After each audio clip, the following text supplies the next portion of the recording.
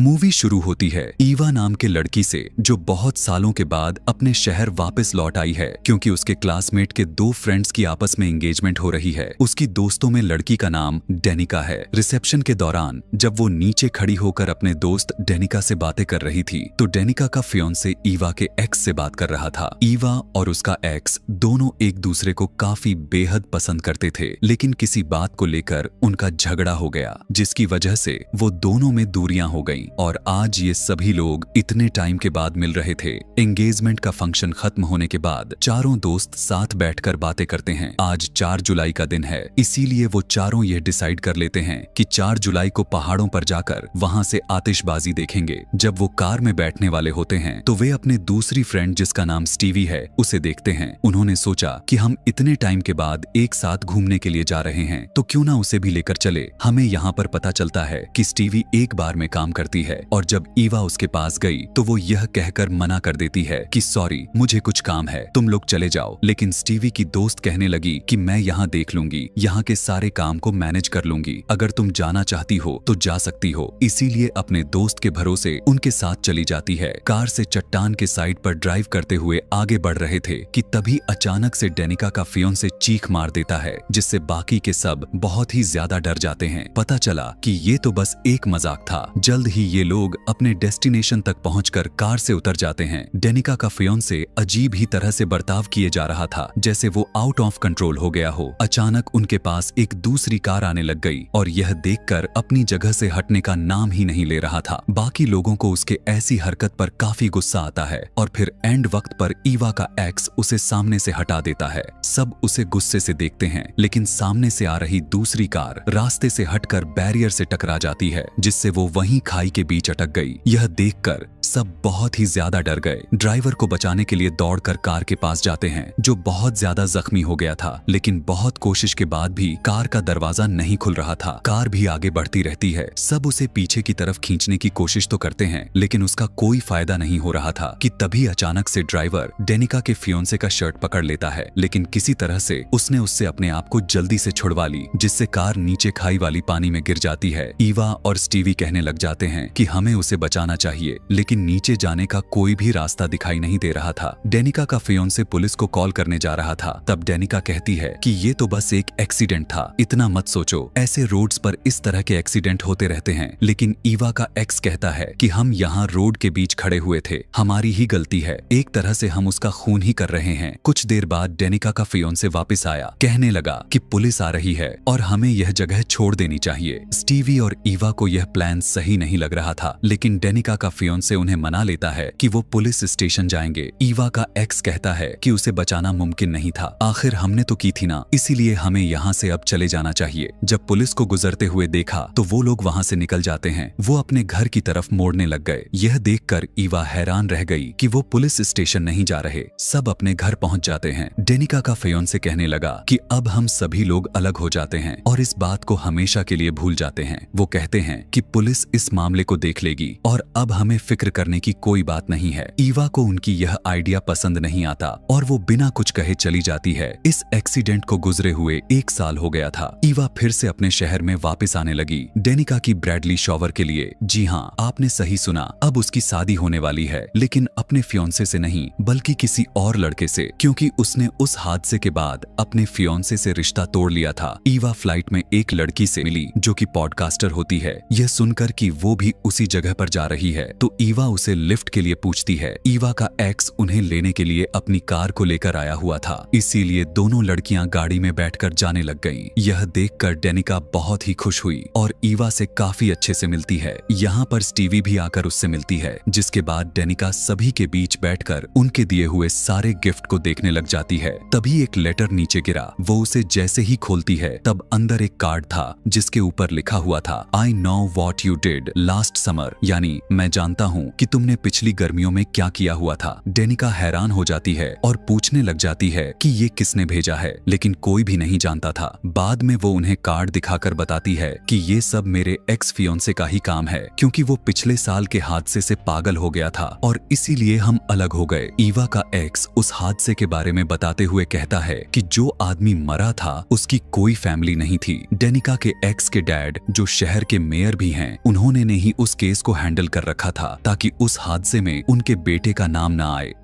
अब वो ग्रुप डेनिका के एक्स फियोंसे के जगह पर पहुंच गए। वो उन्हें देखकर हैरान रह जाता है। वो जब उसे लेटर देखते हैं तो वो बहुत ही ज्यादा डर गए। कहता है कि मेरा इससे कोई लेना देना नहीं है। रात को डेनिका जब अपने घर पर थी तो उसे खिड़की के बाहर किसी के मौजूदगी का एहसास होता है। जब यह देखने जाती है आखिर बाहर कौन है तो उसका फियोंसे पीछे से आकर उसे पकड़ लेता है। सोचने लगा कि शायद डेनिका को शादी की वजह से घबराहट हो रही है, इसीलिए वो उसे रिलैक्स करता है। डेनिका शॉवर लेने के लिए जाती है, जबकि बाहर उसका फियोंसे ड्रिंक करने लग जाता है। वो खुद को रिलैक्स करने के लिए बाथटब में बैठकर मेडिटेशन करने लग जाती है कि तभी बाहर की लाइट्स अचानक से ऑन हो जाती है। यह देखकर उसका फियोंसे हैरान रह गया और चेक करने के लिए बाहर गया, लेकिन लाइट फिर से बंद हो जाती है। वो बड़ी ही गौर से अंधेरे में देख रहा था, फिर वापस आता है, लेकिन तभी अचानक एक तीर उसके कंधे में आर पार हो जाती है। वो गिरने वाला था, लेकिन अपने पीछे पिलर को पकड़कर खड़ा रहता है। डेनिका ने कान में हेडफोन लगाया हुआ था, इसीलिए वो कुछ सुन नहीं पा रही थी। वो नीचे गिर तो गया था, लेकिन थोड़ा कोशिश के बाद दोबारा से खड़ा हो जाता है। तब उसे पता चला कि वहां तो किलर आ चुका है, जो एक दूसरा एरो शूट करता है। किलर फिर उसके पास आया और फिर एक बड़े से हुक से उसका जान ही ले लेता है। किलर के चेहरे को तो हम नहीं देख पा रहे थे क्योंकि उसने मास्क लगाया हुआ था। डेनिका नहाने के बाद फ्रेश फील करती है। उसे सुनाई दी कि नीचे वाली म्यूजिक चालू ही पड़ा हुआ है, इसीलिए वो भी नीचे की तरफ जाती है कि तभी वो एक खौफनाक नजारे को देखते ही दंग रह जाती है कि उसके फियोंसे के गले में रॉड घुसा हुआ है और उसी के ही खून से ऊपर लिखा हुआ था you can't erase the past, मतलब तुम मजिक को नहीं मिटा सकती। जिस वो बहुत ही ज्यादा बौखला गई। अगली सुबह सब साथ में बैठे हुए थे, समझने की कोशिश करने लग जाते हैं आखिर हो क्या रहा है। वो एक दूसरे के दोस्तों के नाम लेते हैं जो शायद पिछले साल के हादसे में बार में जानते हों। ईवा का एक्स और ईवा की नई दोस्त पॉडकास्टर का जिक्र करता है, जिसने हाल ही में एक नई किलर के बारे में पॉडकास्ट किया हुआ था जिसे डेनिका प्ले करती है। उसमें वो 1997 के कत्ल की बात करती है। इन सभी को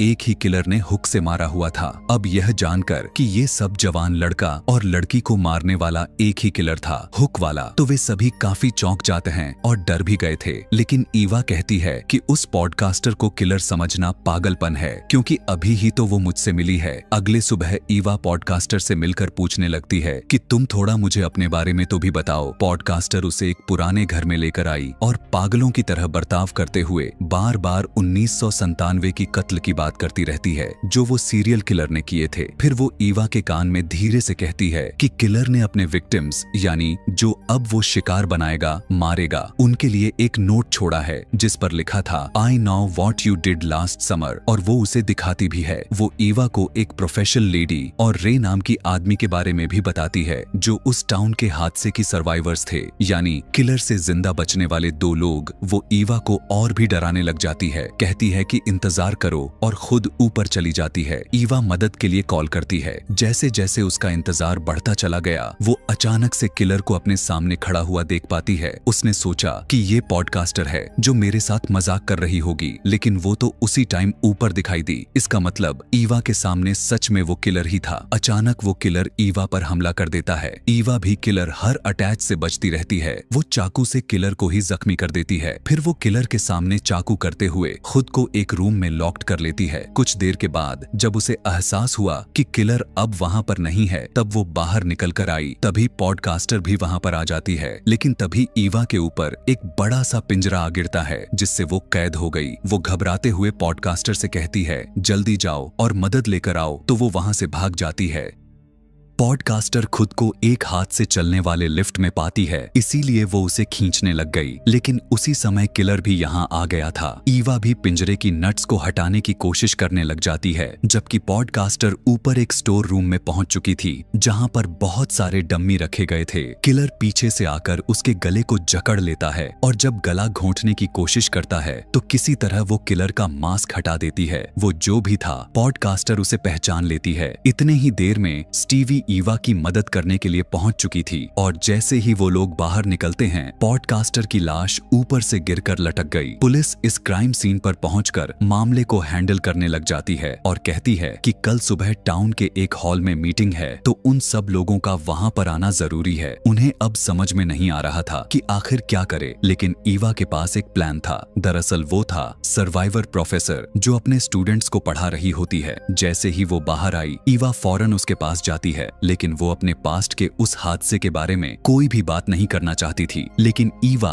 उससे रिक्वेस्ट करते हुए मदद के लिए गुहार लगाती है। अब क्योंकि वो भी इस बार इस सिचुएशन से गुजर रहे थे, इसीलिए वो ईवा की बात सुनने के लिए तैयार हो जाती है और ईवा उसे अपने घर ले आई। ईवा पूछती है कि क्या आप मेरे साथ टाउन जा सकती हैं? जवाब में प्रोफेसर कहती है कि इसका कोई फायदा नहीं है, इसका सिर्फ एक ही तरीका है कि ये पता लगाना कि आखिर इतनी बुरी हरकत कौन कर रहा है, यानी कि किलर कौन है। उसे ढूंढना बहुत जरूरी है। टाउन मीटिंग में पुलिस सभी को बताती है कि पॉडकास्टर ने अपनी जान खुद ली है, क्योंकि हमारे पास उसकी हिस्ट्री है, जिससे यह बात साबित हो रही है कि उसका दिमागी हालात कुछ ठीक नहीं था। यह सुनकर ईवा के साथ उसका एक्स खड़े हो गए और वो अपने दोस्त स्पोर्ट्स में बोलने लग जाते हैं। ईवा बताती है कि वो किलर नहीं है, बल्कि जब मैं किलर के घर गई थी, वहाँ पर किलर सच में आया हुआ था, जिसने मेरा भी पीछा किया, मुझे भी मारने की कोशिश की। इस बात को सुनकर अब सब लोग हैरान रह जाते हैं, लेकिन पुलिस इस बात पर यकीन नहीं करती। उनका कहना था कि माफ करें, मगर हमें इसका सबूत चाहिए। हम लोग ऐसे ही आप लोगों के बातों पर यकीन ही नहीं कर सकते। इसी बीच रे आ जाता है, जो टाउन का दूसरा सर्वाइवर है, जो प्रोफेसर के साथ किलर से बचा हुआ था। वो सख्ती से कहने लगा कि आप लोगों को इनकी बातों पर यकीन करना चाहिए और इस मामले को सीरियस होकर देखना चाहिए। पुलिस कहती है कि हाँ, हम करेंगे, लेकिन इस तरह के मामले में हम हमेशा फादर की मदद लेते हैं, जो जस्ट उनके सामने ही बैठे हुए थे। वो खड़े होकर कहने लग जाते हैं कि जिसको भी मदद चाहिए वो मेरे घर आ सकता है। अब स्टीवी रे के पास जाती है, क्योंकि वो कभी नहीं जानती थी कि वो भी उस किलर का सर्वाइवर है। वो कहता है कि मैं इस बारे में बात करना पसंद नहीं करता।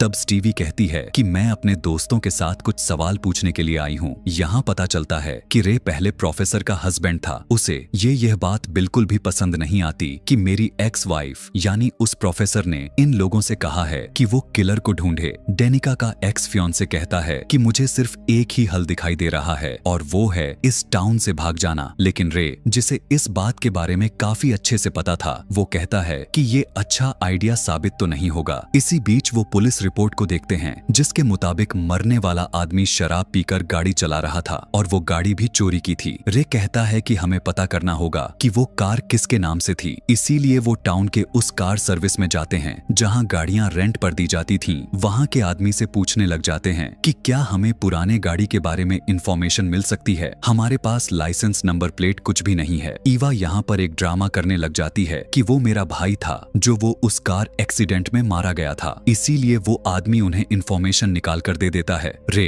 फैसला करता है कि मिली हुई इंफॉर्मेशन से हम कार को ढूंढेंगे। डेनिका और उसका एक्स फियांसे कब्रिस्तान पहुंच गए ताकि वो मरने वाले आदमी के कब्र पर जा सके। उन्होंने देखा कि उसकी कब्र पर ताजा फ्लावर्स रखे गए थे। कब्रिस्तान का केयर टेकर जब वहां पर आया तो उन्होंने पूछा कि क्या तुम जानते हो कि ये फूल किसने रखे। वो कहता है कि नहीं, मैं नहीं जानता। तब वो दोनों उससे सीसीटीवी फुटेज को दिखाने के लिए रिक्वेस्ट करने लग जाते हैं और वो भी मान गया। वो जाता है सीसीटीवी चेक करने और जैसे ही वो पता लगाने वाला होता है, किलर पीछे से आकर उसका गला काट देता है। अब काफी रात भी हो चुकी थी। इधर आदमी भी अभी तक वापस नहीं आया हुआ था, इसीलिए उसका एक्स फियांसे चेक करने के लिए गया, जबकि डेनिका वहीं रुककर इंतजार करने लग जाती है। और जैसे ही वो पीछे मुड़कर देखा, अचानक से उसके सामने किलर आ जाता है। वो बहुत ही ज्यादा घबरा गई, भागते हुए एक स्टोरेज में छुप जाती है। उसे वहां एक टेलीफोन मिला। जैसे ही वो उससे कॉल लगाने की कोशिश करती है, तभी वहां पर किलर आ जाता है। डेनिका फौरन से स्टेज के नीचे छुप गई और किलर उसके ऊपर से चल रहा होता है। जल्द ही किलर को उसके बारे में पता चल गया और वो अटैक कर देता है। किलर उसे खींचकर बाहर लाया और उसे नीचे फेंक देता है। उसे मारने ही वाला था कि तभी वहां पर उसका फियांसे आ गया। किलर को साइड में गिराकर उसे बचा लेता है। किलर फौरन वहां से भाग गया और वो डेनिका को संभालता है। प्रोफेसर जो अपने घर पर थी कि तभी उसे लगा कि अचानक उसके दरवाजे पर कोई आया हो। वो और कोई नहीं बल्कि रे है। वो उसे अंदर आने देती है और उसने कहा कि मैं सिर्फ इसलिए आया हूँ क्योंकि मुझे इस बात से मायूसी हो रही है कि तुमने ईवा से किलर को ढूंढने के लिए कहा रहा है, हालांकि तुम अच्छे से जानती तो कि वो सबकी मौत की वजह बन सकता है। उधर सभी दोस्त के साथ बैठे हुए थे। डेनिका भी अब ठीक हो रही थी। इसी बीच ईवा की अक्स को अजीब महसूस हुआ, इसीलिए वो अपना मूड ठीक कारण के लिए अपने गाड़ी के पास आ जाता है। लेकिन जब वो वापस आया तो देख पाता है कि दरवाजा अंदर से लॉक्ड हो चुकी है। वो खिड़की की तरफ जाने लगा, लेकिन तभी पीछे से किलर आकर रस्सी से उसका गला घोंटने लग जाता है, जिससे उसका दम घुट गया। गले की हड्डी जकड़ने की वजह से टूट गई और उसकी वहीं पर मौत हो जाती है। ईवा पर्दा हटाती है तो देख पाती है कि उसकी कार वहां से जा रही है। वो फौरन उसे कॉल लगाने लग जाती है, लेकिन वो तो मर चुका था और फोन भी लाश के पास ही रखा हुआ था और गाड़ी किलर चला रहा होता है। अगली सुबह ईवा ओवन डेनिका फादर के पास गई। डेनिका को कुछ अजीब लगा तो वो वॉशरूम का बहाना बनाकर फादर के चैम्बर में चली जाती है। फादर ईवा को देखकर अजीब तरह से उसके साथ बर्ताव करने लगा। उधर डेनिका एक किताब में फादर की तस्वीर में मरने वाले इंसान के साथ देख लेती है। इसी बीच एक औरत किताब लेने के लिए आई तो फादर किताब को लेने अंदर चला जाता है। उसे आता देख डेनिका अलमारी में छुप जाती है। फादर को यहाँ पर कुछ अजीब लगा, लेकिन डेनिका की किस्मत अच्छी थी कि वो बस किताब लेकर चला गया। दोनों उसी शाम पुलिस स्टेशन पहुंचते हैं इसके बारे में बताने के लिए, लेकिन पुलिस उनकी बातों पर यकीन नहीं करता। उन्हें लगता है कि ये फादर पर इल्जाम लगा रहे हैं और पुलिस ऑफिसर उठाकर बाहर चला गया। उन्हें इंतजार करने का बोलता है। उधर डेनिका का फियोंसे हीटिंग रूम में भांफ ले रहा था। वहीं पर वो अपने सामने एक अनजान को देख पाता है। फिर जैसे ही थोड़ा शकुन लेने के लिए उसने अपनी आंखें बंद की और फिर दोबारा से देखा तो वहां पर कोई भी नहीं दिखाई दे रहा था। वो उठकर चेक करने के लिए जैसे ही आगे बढ़ा, जहां दरवाजे पर लिखा हुआ था यू आर नेक्स्ट, यानी कि अगली बारी अब तुम्हारी है। पुलिस स्टेशन में ईवा बैठे बैठे तंग हो चुकी थी और जैसे ही वो बाहर निकलने वाली होती है उसे एहसास हुआ कि हम दोनों यहाँ पुलिस स्टेशन में ही लॉक्ड हो चुके हैं। वो मदद के लिए चिल्लाती तो है, लेकिन पुलिस उन पर ध्यान ही नहीं देती। यहाँ पर हमें पता चलता है कि रे दरअसल स्टीवी का बॉस भी है। वो उससे कहता है कि मैंने तुम्हारे बाप से वादा किया था कि मैं हमेशा तुम्हारा ख्याल रखूंगा और मैं ऐसा कर भी रहा हूँ। डेनिका का फियोंसे अपने घर पर बड़ी आराम से बैठकर ड्रिंक कर रहा था। वो देखता है कि गेट अपने आप ही खुल रहा है, इसलिए वो चेक करने के लिए जैसे ही जाता है, जहां उसे कोने में एक स्टेच्यू नजर आया, लेकिन वो ये नोटिस नहीं कर पाता कि असली किलर तो उसके पीछे ही खड़ा हुआ था, जो पलक झपकते ही चाकू से उस पर अटैक कर देता है। लेकिन यहाँ पर वो किलर से लड़ने लग जाता है, उससे मुकाबला करने लग गया था। वो उसे मुक्का मारता है, जिस बीच किलर ने फिर से चाकू उसके पेट में घोंप दिया। वो फिर किलर को दूर फेंकता है और सीढ़ियों पर रेंगते हुए ऊपर जाने लगा। वो मदद के लिए चिल्लाया, लेकिन उसके डैड म्यूजिक सुन रहे थे, जिसकी वजह से उन्हें आवाज नहीं आती। उसकी मॉम ऊपर थी। वो हाथ हिलाता है, लेकिन बदकिस्मती से उसकी मॉम की नजर नहीं पड़ती।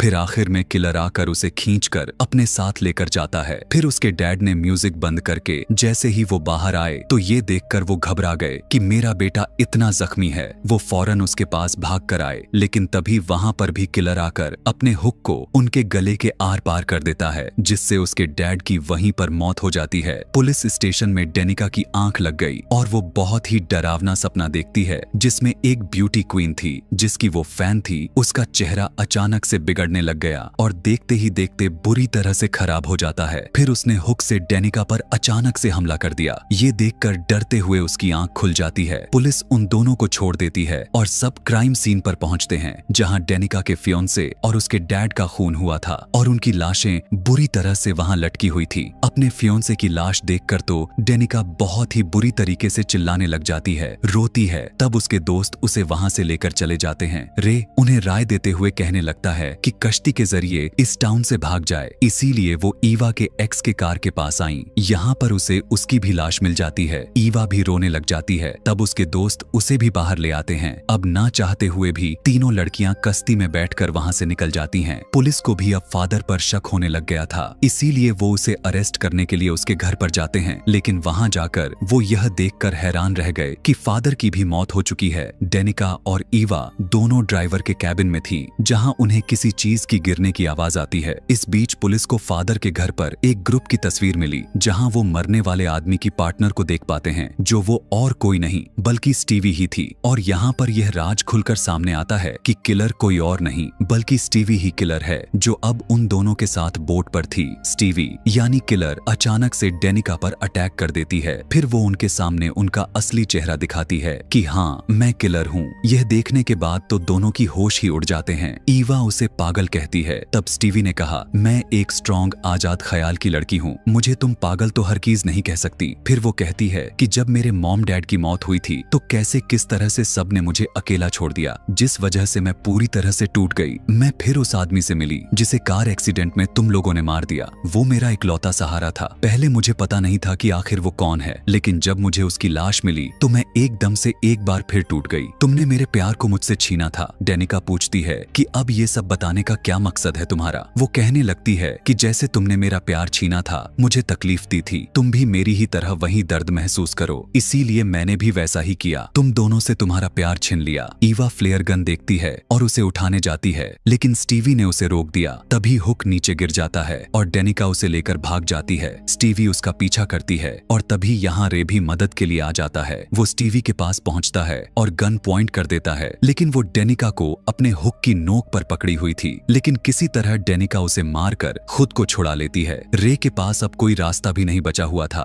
इसीलिए वो उसे शूट कर देता है और स्टीवी पानी में जाकर गिरती है। फिर ईवा रे के साथ बार में होती है। जब वो अपना शर्ट उतारता है तो ईवा यह देखकर घबरा जाती है। जब किलर पॉडकास्टर के घर पर आया हुआ था और मैंने उस पर चाकू से वार किया था, यह तो वही जख्म रे पर था जिससे वो अब बहुत ही ज्यादा घबरा गई और वहां से जाने की कोशिश करने लग जाती है। लेकिन उसे पता चला कि दरवाजा तो लॉक्ड है और तभी रे यानी कि दूसरा किलर भी हुक के साथ वहां आ जाता है। ईवा भागती है, लेकिन वो उसके बाल को पकड़ लेता है। ईवा भी कुछ कम नहीं थी, उसका मुकाबला करती है और उस पर हमला करके भागने लगी। उसने फिर खिड़की तोड़कर वहां से भागने की कोशिश करती है, लेकिन वो वापस आ गया और उसे पकड़ लेता है, जहां ईवा खुद को अभी भी बचाने की बहुत कोशिश कर रही थी। इसी दौरान यहाँ पर प्रोफेसर भी आ गई और जब वो बार में जैसे ही आती है तो ईवा उसके सामने आ गई, जिस पर रे ने चाकू से हमला कर दिया था। फिर वो ईवा को साइड में करके प्रोफेसर से बात करने लगा। कहता है कि स्टीवी सदमे से बाहर नहीं आ पा रही थी जब उसके पेरेंट्स की मौत हुई और फिर उस बेचारी ने अपने प्यार को भी खो दिया, और मुझे फक्र है कि मैंने स्टीवी का साथ दिया उसके दोस्तों को मारने में, क्योंकि उसने अपने मॉम डैड के बाद अपने प्यार को खोया था। यह बात कहकर वो प्रोफेसर को भी मारने ही वाला होता है कि तभी पीछे से ईवा उस पर तीर कमान से हमला कर दी, जो उसके आर पार हो गया और उसकी वहीं पर मौत हो गई। डेनिका को हम फिर से समुद्र के किनारे पर देख पाते हैं, जो अभी भी जिंदा थी। अब ईवा और डेनिका का हॉस्पिटल में इलाज चल रहा था, जिस दौरान उन्हें पता चलता है स्टीवी अभी भी जिंदा है। तब दोनों कहती हैं कि अब की बार उसे नहीं छोड़ेंगे, क्योंकि एक किलर जिसका नाम रे था